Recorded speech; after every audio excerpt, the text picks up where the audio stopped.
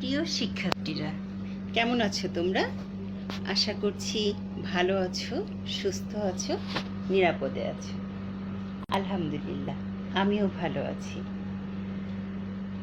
Uttara high school and কলেজের online ক্লাসে তোমাদের ওয়েলকাম করছি।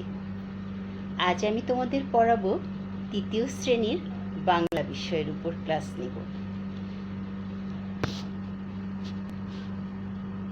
আজকের পাঠদানের বিষয় একজন পটুয়ার কথা।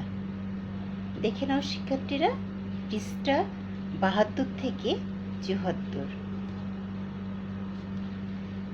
চলো শিক্ষার্থীরা, আমরা একজন পটুয়ার কথা পড়ার আগে শব্দার্থগুলো যদি জেনে নিই তাহলে আমাদের পড়তে সুবিধা হবে। তাহলে চলো আমরা ৭৪ পৃষ্ঠায় চলে যাই, শব্দার্থগুলো পড়ে নিই। দেখো, এখানে প্রথমেই আছে ব্যায়াম। ব্যায়াম শব্দের অর্থ স্বাস্থ্য রক্ষার জন্য শারীরিক কসরত।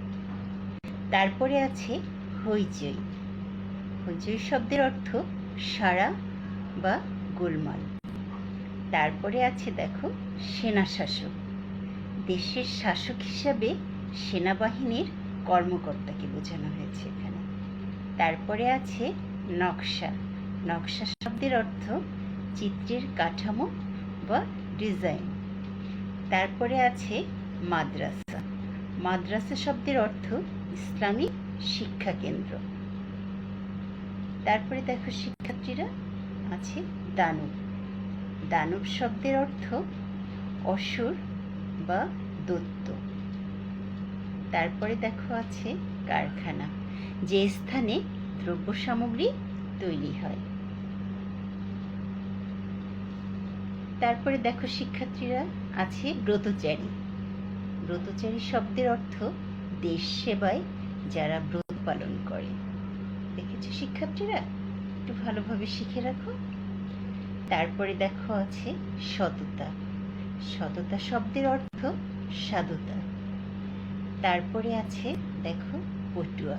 পটুয়া কথাটা আমাদের জানা খুব প্রয়োজন, কারণ আমাদের আজকের বিষয়ই হচ্ছে একজন পটুয়ার কথা। তো এখন আমরা পটুয়া শব্দের অর্থটা জেনে নিই। পটুয়া শব্দের অর্থ চিত্রকর, যে পট বা ছবি আঁকে, গ্রামের সাধারণ ছবি আঁকিয়ে ওকে পটুয়া বোঝানো হয়। তারপরে দেখো আছে সংগঠন, কিছু লোক মিলে গড়ে তোলা দল। তারপরে দেখো আছে মুকুল ফৌজ, শিশু কিশোর সংগঠনের নাম। তারপরে দেখো শিক্ষার্থীরা, আছে কিশোর। আমরা অনেকেই বলে থাকি কিশোর বয়স, কিন্তু কিশোর বয়সটা আসলে কত বছর থেকে কত বছর সেটা হয়তো তোমরা আজকে জেনে যাবে। 11 থেকে 15 বছর বয়সী ছেলেদেরকে সাধারণত কিশোর বলা হয়। তারপরে আছে নায়র। বিবাহিতা নারীর বাপের বাড়ি গমন। তারপরে দেখো আছে নায়ক। নায়ক শব্দের অর্থ নেতা বা পরিচালক। তো শিক্ষার্থীরা, চলো আমরা একজন পটুয়ার কথা মূল গল্পে চলে যাই।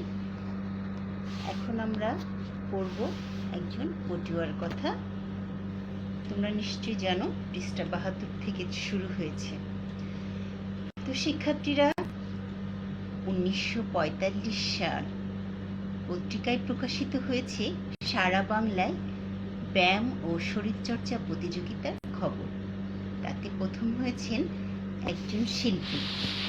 ছবি আঁকার স্কুলে পড়েন তিনি মিস্টার বেঙ্গল হয়েছেন। পত্রিকায় ছবি বের হলো, চারিদিকে তখন হইচই পড়ে গেল। এভাবে যিনি সবাইকে তাক লাগিয়ে দিয়েছিলেন তিনি আর কেউ নন, তিনি শিল্পী কামরুল হাসান। তাহলে সালটা কত ছিল শিক্ষার্থীরা? সালটা ছিল 1945। পত্রিকায় তখন প্রকাশিত হলো যে সারা বাংলায় ব্যায়াম এবং শরীরচর্চা বিষয়ক একটা প্রতিযোগিতার খবর দিয়েছিল। তো সেই শরীরচর্চা প্রতিযোগিতায় প্রথম হয়েছিলেন একজন শিল্পী। তিনি ছবি আঁকার স্কুলে পড়েন। তিনি মিস্টার বেঙ্গল হয়েছেন। তার ছবি পত্রিকায় বের হলো। চারিদিকে তার ছবি যখন বের হয়েছিল, চারিদিকে তখন একটা হইচই পড়ে গেল। এভাবে সবাইকে যিনি তাক লাগিয়ে দিয়েছিলেন, তিনি কিন্তু আর কেউ নয়, তিনি হচ্ছেন আমাদের প্রিয় শিল্পী। কে বলো তো শিক্ষার্থীরা? কামরুল হাসান। তো কামরুল হাসান আমাদের সবারই প্রিয় শিল্পী, তাই না শিক্ষার্থীরা? তারপর অনেক দিন কেটে গেছে। তখন সালটা ছিল 1971, মুক্তিযুদ্ধের বছর। পাকিস্তানি সেনাশাসক ইয়াহিয়া তখন ক্ষমতায়। তো তার হুকুমেই বাংলাদেশে নির্মম গণহত্যা হয়। তার চেহারাকে দানবের মতো করে আঁকলেন তিনি। বাংলাদেশের মানুষ আবার তাকে নতুনভাবে জানতে পারল। ইনি সেই শিল্পী কামরুল হাসান। বাংলাদেশের জাতীয় পতাকার চূড়ান্ত নকশা করেছেন তিনি। তো তখন সালটা কত ছিল? 1971। তখন ছিল মুক্তিযুদ্ধের বছর। পাকিস্তানের সেনাবাহিনীর সেনাশাসক অর্থাৎ সেনাবাহিনীর কর্মকর্তা তখন ইয়াহিয়া ছিল ক্ষমতায়। তো আমাদের বাংলাদেশে তোমরা জেনে থাকবে যে গণহত্যা হয়েছিল। তো এই গণহত্যা কিন্তু এই ইয়াহিয়ার হুকুমেই হয়েছিল। তো তখন সে একটা দানবীয় রূপ ধারণ করেছিল আমাদের দেশের মানুষের কাছে। তো তার চেহারাকে দানবের মতো করে আঁকলেন তিনি। এই কামরুল হাসান ইয়াহিয়ার কে দানবের মতো এঁকেছিলেন। তো বাংলাদেশের মানুষ আবার তাকে নতুনভাবে জানতে পারল। তো এই কামরুল হাসানকে আবার নতুনভাবে বাংলাদেশের মানুষ জানতে পারল। ইনি সেই শিল্পী কামরুল হাসান। বাংলাদেশের জাতীয় পতাকার চূড়ান্ত নকশা করেছেন তিনি। আবার কিন্তু আমরা যে জাতীয় পতাকা, তোমরা যখন স্কুলে অ্যাসেম্বলি করো, তোমাদের সামনে একটা জাতীয় পতাকা থাকে, তাই না? কিন্তু এই জাতীয় পতাকার নকশা কে এঁকেছেন সেটা তো আমরা জানি না, তাই না? তোমরা হয়তো জানো না। তো আজকে একটু ভালো করে জেনে রাখো, আমাদের জাতীয় পতাকার চূড়ান্ত নকশা এই কামরুল হাসান করেছেন। তার জন্ম কলকাতায়, বাড়ি বর্ধমান জেলার নারিঙ্গা গ্রামে। বাবার নাম মোহাম্মদ হাশিম, মায়ের নাম আলিয়া খাতুন। তো আমাদের এই শিল্পী কামরুল হাসানের জন্ম হয়েছিল কলকাতায়। তার বাবার নাম ছিল হাশিম আর মায়ের নাম ছিল আলিয়া খাতুন। ছোটবেলায় তিনি যে স্কুলে পড়াতেন সেখানে ছবি আঁকা শেখানো হতো। তো এই কামরুল হাসান যেই স্কুলে পড়তেন সেখানে ছবি আঁকা শেখানো হতো। তো এভাবে আঁকার প্রতি একটা ঝোঁক সৃষ্টি হলো। বাবা তাকে ভর্তি করে দিলেন কলকাতার মাদ্রাসায়। কিন্তু তার ইচ্ছা ছবি আঁকার স্কুলে পড়বেন। তোমাদের যেমন এক একটা ইচ্ছে জাগে, তাই না? সেরকম কামরুল হাসানেরও খুব ইচ্ছা ছিল সে ছবি আঁকার স্কুলে পড়বে। বাবা শেষে বাধ্য হয়ে তাকে ছবি আঁকার স্কুলে ভর্তি করালেন। বললেন পড়ার খরচ তিনি দিবেন না। তো ছোটবেলায় কামরুল হাসান যে স্কুলে পড়তেন সেখানে ছবি আঁকা শেখানো হতো। তো এভাবেই সে আঁকার প্রতি একটা ঝোঁক সৃষ্টি হলো। তো বাবা তাকে কিন্তু মাদ্রাসায় পড়াতে চেয়েছিলেন, কিন্তু তার প্রবল ইচ্ছে ছিল যে ছবি আঁকার স্কুলেই তিনি পড়বেন। তো বাবা শেষে তাকে বাধ্য হয়ে ছবি আঁকার স্কুলেই ভর্তি করলেন। কিন্তু বাবা বলেছিলেন যে পড়ার খরচ তিনি দেবেন না। পড়ার খরচ জোগাতে তিনি কাজ করেছেন পুতুলের কারখানায়। বলো তো শিক্ষার্থীরা, কোথায় কাজ করেছেন পড়ার খরচ জোগাতে? তিনি কাজ করেছেন একটা পুতুলের কারখানায়। তবে কামরুল কেবল ছবি আঁকা নিয়ে ব্যস্ত ছিলেন না, পাশাপাশি শরীরচর্চা করেছেন। দেশসেবক তরুণদের সংগঠন ব্রতচারীদের দলে যুক্ত হয়েছেন। তাদের কাছ থেকে পেয়েছেন খাঁটি বাঙালি হওয়ার শিক্ষা। শ্রদ্ধা করেছেন গ্রামের সাধারণ ছবি আঁকি এদের পটুয়া বলা হয়। নিজেকে পটুয়া বলে পরিচয় দিতে তার গর্ব হতো।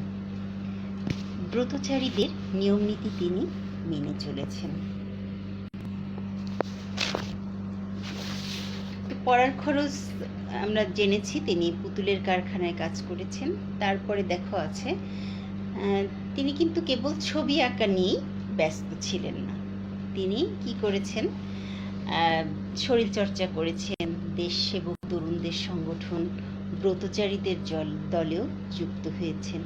তাদের কাছ থেকে পেয়েছেন খাঁটি বাঙালি হওয়ার যে শিক্ষাটা, সেই শিক্ষা তিনি এখান থেকেই পেয়েছেন।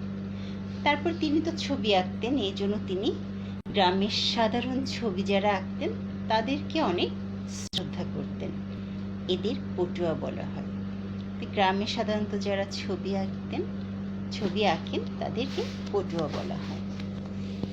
নিজেকে পটুয়া বলে পরিচয় দিতে তার গর্ব হতো। যে কামরুল হাসান আমরা ছবি দেখছো, কি সুন্দর একটা ছবি। এই কামরুল হাসান কিন্তু পটুয়া বলে পরিচয় দিতে তিনি গর্ববোধ করতেন। তারপরে তিনি ব্রতচারীদের নিয়ম নীতি মেনে চলেছেন। এর মধ্যে কি ছিল দেখো, খিচুড়ি ভাষায় বলিব না, ভুলেও ভুঁড়ি বাড়াইব না, খিদে না থাকিলে খাইব না, বিপদ বাধায় ডরিব না, বিলাসিতা ভাব পুষিব না, রাগ পাইলেও পুষিব না। দেখো খুব শিক্ষামূলক কথাগুলো। আমরা তাহলে এখন এই কথাগুলো একটু বুঝে নিই। খিচুড়ি ভাষায় বলিব না, ভুলেও বুড়ি বাড়াইব না। মানে এলোমেলো ভাষায় আমরা কোনো কথা বলবো না। ভুলেও আমাদের যেই শরীরটাকে ফিট রাখতে হবে, সেজন্য ভুঁড়ি বাড়ানো যাবে না। তারপরে আমরা যেন এলোমেলোভাবে না খাওয়া দাওয়া করি। যেমন খিদে যখন আমাদের না থাকবে তখন আমরা খাবো না। তারপর আমাদের জীবন চলার পথে অনেক বাধা বিপত্তি আসবে, কিন্তু এই বাধাটা আমরা কি করব, ডরবো না, অর্থাৎ ভয় পাবো না। তারপরে বিলাসিতা ভাব আমাদের মনের মধ্যে পুষিব না, রাগ পাইলেও রুষিব না, অর্থাৎ কোনো কিছুতে রাগ যদি হয়েও যায় সেটাকে আমরা সেই ভাবটা প্রকাশ করব না। তারপরে দেখা আছে, দুঃখেও হাসিতে ভুলিব না, দেমাগেতে মনে ফুলিব না, অসত্য চাল চালিব না, দৈবে ভরসা রাখিব না, চেষ্টা না করে থাকিব না, বিফল হলেও ভাগিব না, ভিক্ষা জীবন মাগিব না, ভিক্ষা জীবিকা, এখানে হবে ভিক্ষা জীবিকা মাগিব না, কথা দিয়ে কথা ভাঙিব না। দেখো কত সুন্দর কথাগুলো। দুঃখেও যেন আমরা, আমাদের জীবন চলার পথে দুঃখ আসতেই পারে, কিন্তু আমরা যেন হাসতে না ভুলে যাই।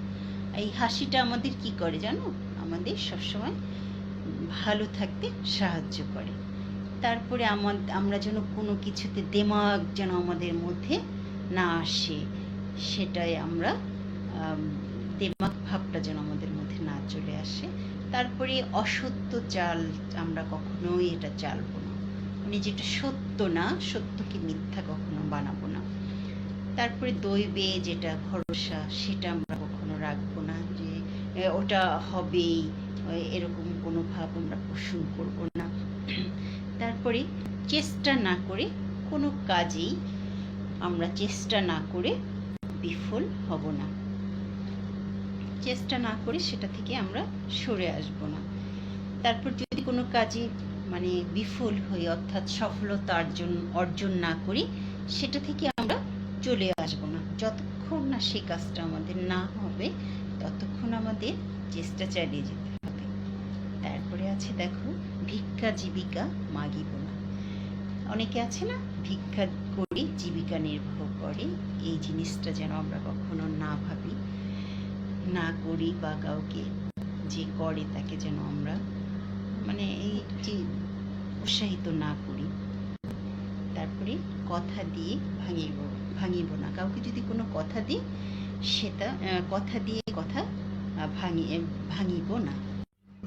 শিক্ষার্থীরা, আমরা তাহলে ৭৪ পৃষ্ঠায় চলে যাই। চলো, এখানে দেখো আছে ব্রতচারীদের এসব শিক্ষা তার মনে গেঁথে গিয়েছিল। এই যে ব্রতচারীদের যে শিক্ষাটা, এটা তিনি মনে প্রাণে গেঁথে নিয়েছিলেন। সবসময় তিনি সহজ সরল জীবনযাপন করেছেন। কামরুল হাসান যুক্ত হয়েছিলেন শিশু কিশোর সংগঠনের সঙ্গে।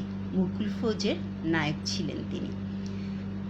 কিশোরদের তিনি ব্যায়াম শেখাতেন, সহজ সরল জীবনের কথা তাদের বলেছেন, শিখিয়েছেন সততা, শিখিয়েছেন দেশকে ভালোবাসতে, মানুষকে ভালোবাসতে। তো সবসময় তিনি কি করেছেন? সহজ সরল জীবনযাপন করেছেন। কামরুল হাসান যুক্ত হয়েছিলেন শিশু কিশোর সংগঠনের সঙ্গে।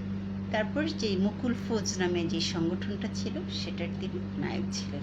কিশোরদের তিনি আবার ব্যায়ামও শেখাতেন, সহজ সরল জীবনের কথা তাদের বলেছেন। কিশোরদের যে সহজ সরলভাবে কীভাবে জীবন কাটাতে হয় সেটা তিনি তাদের শেখাতেন। শিখিয়েছেন সৎ কীভাবে থাকতে হয়, অর্থাৎ সততাকে তিনি প্রতিষ্ঠিত করেছেন। শিখিয়েছেন দেশকে ভালোবাসতে, মানুষকেও ভালোবাসতে। প্রিয় শিক্ষার্থীরা, তোমাদেরও কিন্তু দেশকে ভালোবাসতে হবে, তারপরে দেশের মানুষকেও ভালোবাসতে হবে, কারণ তোমরাই আগামীর ভবিষ্যৎ। তারপর দেখো, আমরা পরের প্যারায় চলে যাই। মানুষও দেশকে ভালোবাসতেন তিনি, সেজন্য 1971 সালে তিনি মুক্তিযুদ্ধে গিয়েছিলেন। দেখো, আমরা মুক্তিযুদ্ধের 2টা ছবি এখানে দেখতে পাচ্ছি। তোমরা স্ক্রিনে ভালো করে দেখে নাও যে মুক্তিযুদ্ধের 2টা ছবি দেখেছ। তো তিনি 71 সালের মুক্তিযুদ্ধে অংশগ্রহণ করেছেন। তারপরে আছে দেখো, 3 কন্যা, নায়র, উকি ইত্যাদি তার ছবির নাম। আমরাও তার মতো দেশকে ভালোবাসবো, ছবিকে ভালোবাসবো, মানুষকে ভালোবাসবো। এই যে দেখো স্ক্রিনে আছে এই যে 3 কন্যা। প্রথমে আছে নায়রের ছবি, তারপরে আছে উকি ছবি, তারপরে আছে 3 কন্যার ছবি। দেখেছ? তো আমরাও কি করব? আমরাও কামরুল হাসানের মতো দেশকে ভালোবাসবো, ছবিকেও ভালোবাসবো, তারপরে সর্বোপরি কি করব? সর্বোপরি মানুষকে ভালোবাসবো। ঠিক আছে বন্ধুরা, এরপরে চলো আমরা 75 পৃষ্ঠায় 4 নঙে চলে যাই। এখানে আছে ঠিক উত্তরটি বাছাই করে বলি ও লিখি। দেখো, এখানে আছে কতে কামরুল হাসান মিস্টার বেঙ্গল হয়েছিলেন কোন প্রতিযোগিতায়? এখানে 4টা আছে। দেখো, ছবি আঁকা, ব্যায়াম ও শরীরচর্চা, গান রচনা, ব্রতচারী, নৃত্য। কোনটি সঠিক হবে বলো তো? এখানে ছবি আঁকা। দেখো স্ক্রিনে তোমরা দেখতে পাচ্ছ হলুদ যেই রংটা করা, সেটা হচ্ছে কারেক্ট অ্যান্সার। তারপরে আবার দেখো খতে আছে কামরুল হাসান কার চেহারাকে দানবের মতো করে এঁকেছিলেন?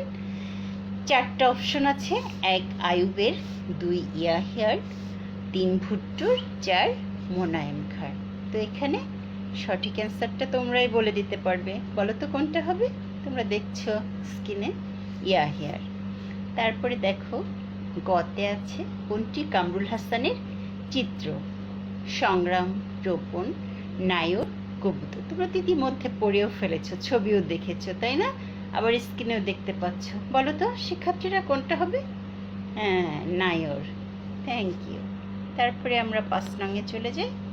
দেখো 5 নম্বরে আছে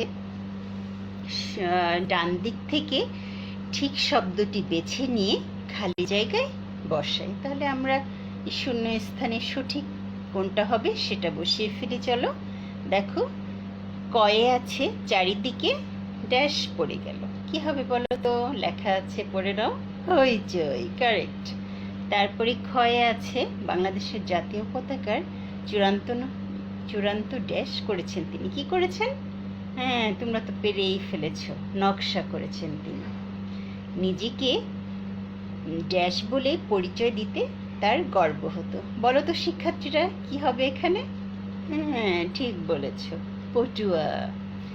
তারপরে দেখো ঘয়ে আছে, তিনি ড্যাশ জীবনযাপন করতেন।